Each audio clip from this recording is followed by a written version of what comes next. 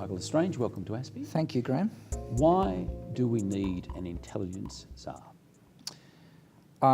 Put simply, I think we need a Director General of the Office of National Intelligence. Forgive the headline. That's okay. Because intelligence in Australia needs to be treated as a national enterprise. The challenges we face to our security do not respect the old demarcations. Globalisation and technology have blown them away. And our response to these morphing challenges is that we need to be more joined up, more coordinated, more integrated in response to them.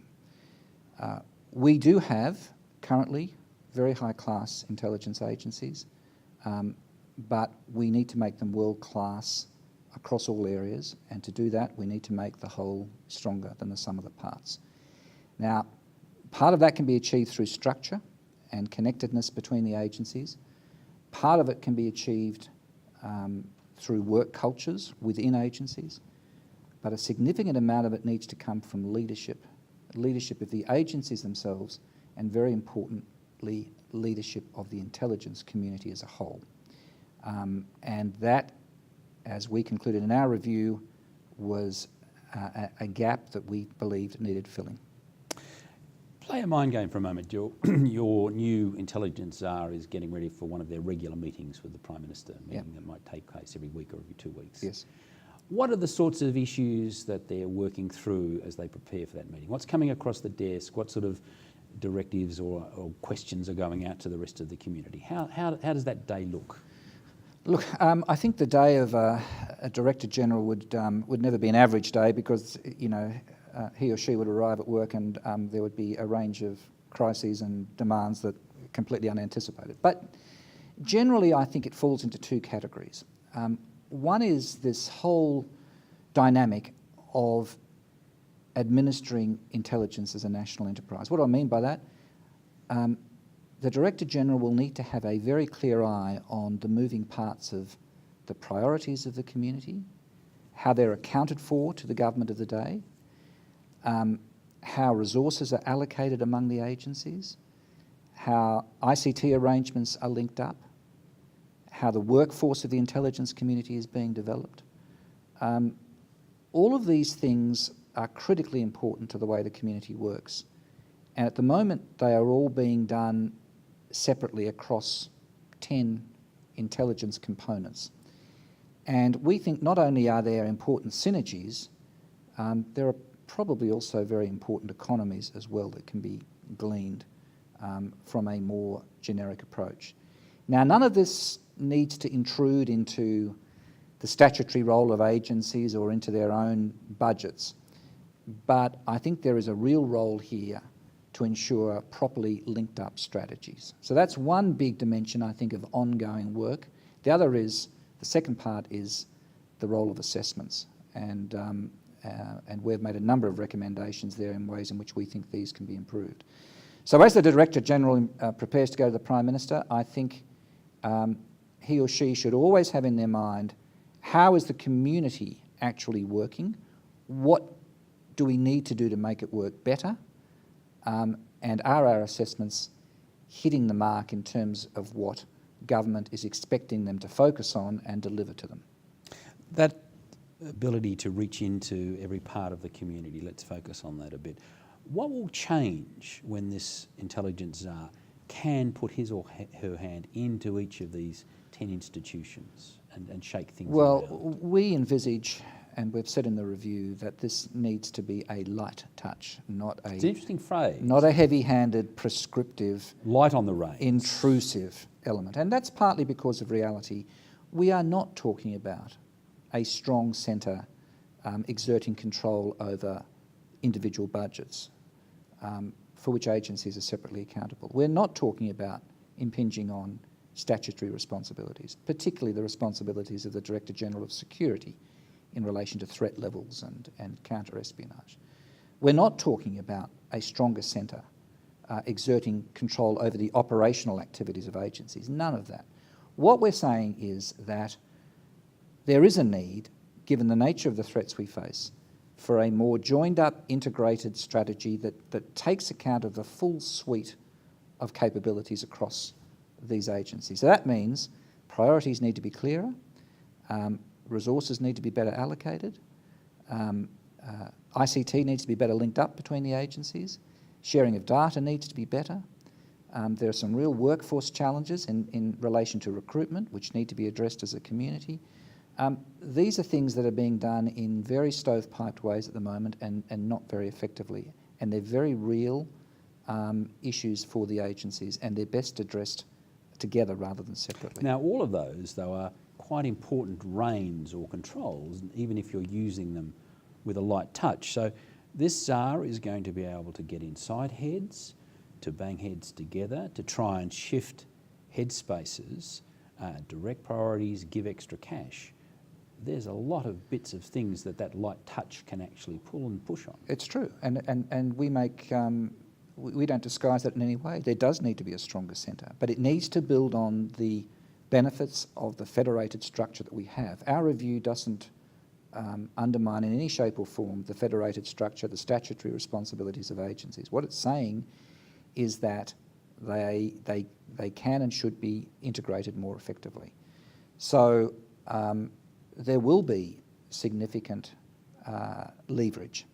Part of it is through the strength of personality. Part of it is through the independence that the ONI will have. ONI will be established on a statutory basis with independence exactly the same as ONA currently is. Part of it will be because of the linkage that the DG ONI will have directly with the Prime Minister. And importantly, part of it has to do with money. We've made some very important recommendations in this review about resourcing. One is in relation to a joint capability fund. So we've recommended that the efficiency dividend currently paid by the 10 agencies should be pooled into basically a hypothecated account, and that the Director General of ONA should be taking to the National Security of Cabinet ways in which that resourcing can actually be used to develop joint capabilities between the agencies. And the second way is the Intelligence Capability Investment Fund, which is a more strategic risk management approach. What do the agencies need over the next 3, 4, 5 years to address the emerging challenges they face, rather than doing this on an ad hoc basis? And again, that would be done through the ONI. So even though the agencies retain their separate appropriations and are accountable through their ministers to Parliament for that, we are quite deliberately recommending that there be capacity, financial capacity, for the Director General of ONI to actually exert some leverage. And I think without that, it becomes a paper tiger. The Intelligence Czar is the point of accountability for the Prime Minister, for the National Security Committee of Cabinet. Yes.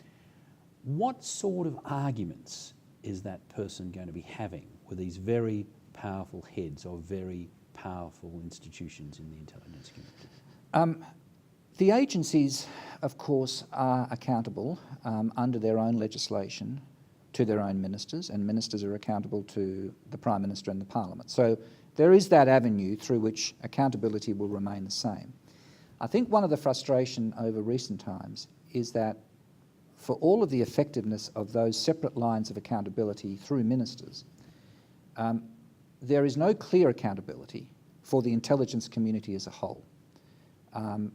In other words, there are priorities set for the intelligence community as a whole, but the way in which they are accountable to government is not clear. Now, in the past, the Office of National Assessments was set up by Justice Hope, recommended by Hope, set up by the Fraser government, to do not just assessments, but to also be responsible for coordination. And this has been a very elusive goal for them in relation to coordination. And that's been for a lot of reasons, partly to do with resources, partly to do with the fact that ONA has been a foreign intelligence assessment body, and that is a difficult lens through which to become the coordinator of the entire intelligence community. So I think the accountability of the community as a whole to government has been an elusive goal, and I think this actually will make it much more rigorous. and put much more onus on the Director General to liaise with the constituent parts to say to government, here are our priorities and here is how we are achieving them, here is how we are falling short, and here how we're going to correct it. Now, at the moment, I don't think that happens very effectively. So you've created an answer to the key question, who you're going to call.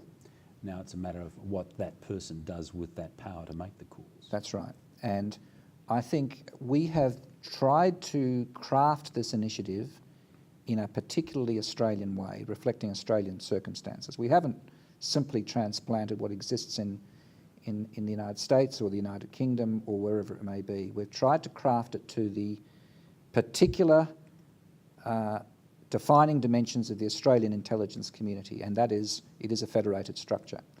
So we've recognised that, and we're simply saying that within that construct, we believe there is a gap that needs to be filled, and that the Prime Minister and the Director General need to have a very close working relationship to ensure that the moving parts are delivering for the government, for the national interest, in relation to the community as a whole, not just how is ACES performing, how ASIO is performing, how is the community achieving for the government and for the national interests what we said we would do. And at the moment, that doesn't seem to be happening. Now, turning ONA, the Office of National Assessments, into the Office of National Intelligence, that is also a remaking but an expansion.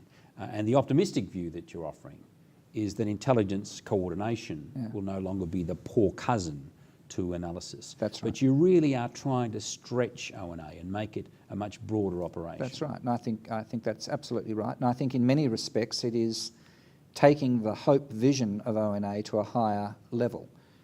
It's always done its assessment role very effectively.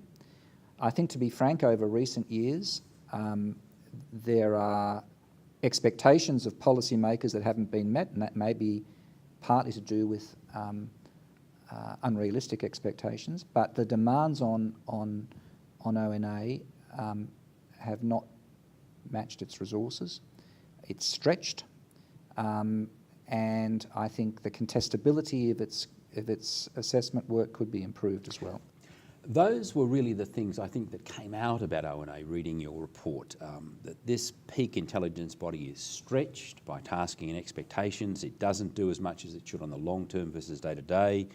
It needs more contestability in its assessment, unrealistic expectations, as you say. Is more people and money going to do all of that? It'll help, and we think a 50% increase in its analyst strength is necessary and will be actually very productive. We also think it needs specific resourcing in relation to coordination. So I think resourcing will help, but I think it's a mindset as well, and this is why we have come forward with some particular recommendations in relation to greater contestability, the establishment of an intelligence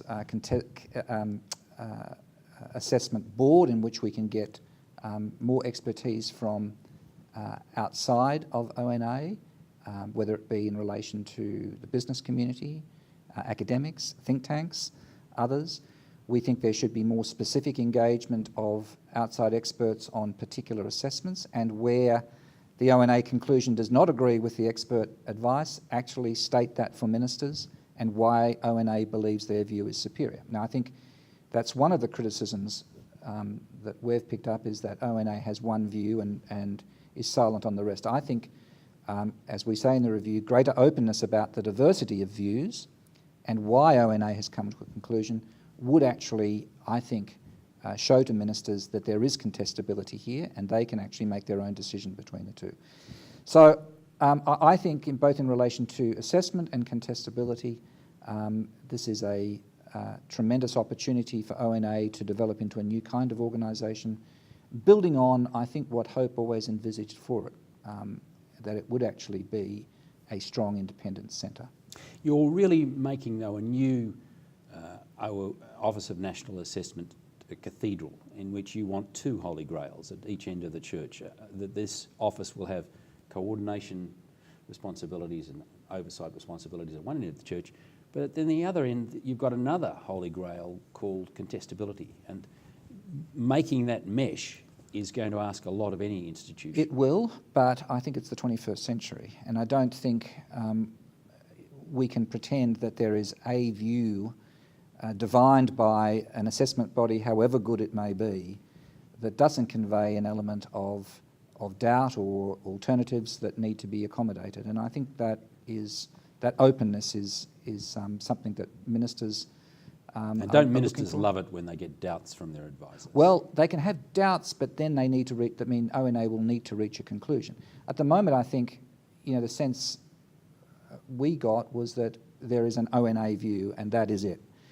And I think it needs to reflect a broader range of perspectives and why their view is actually different and superior to others. And I think that is, I think, as I say, that's 21st century thinking, and I think we need to move ONA into that space. And I don't think there's anything particularly incompatible between greater coordination being exerted by ONA and a stronger engagement of outside expertise and assessments. I think ministers can cope with that quite effectively. Michael L'Estrange, thank you. Thank you, Graeme.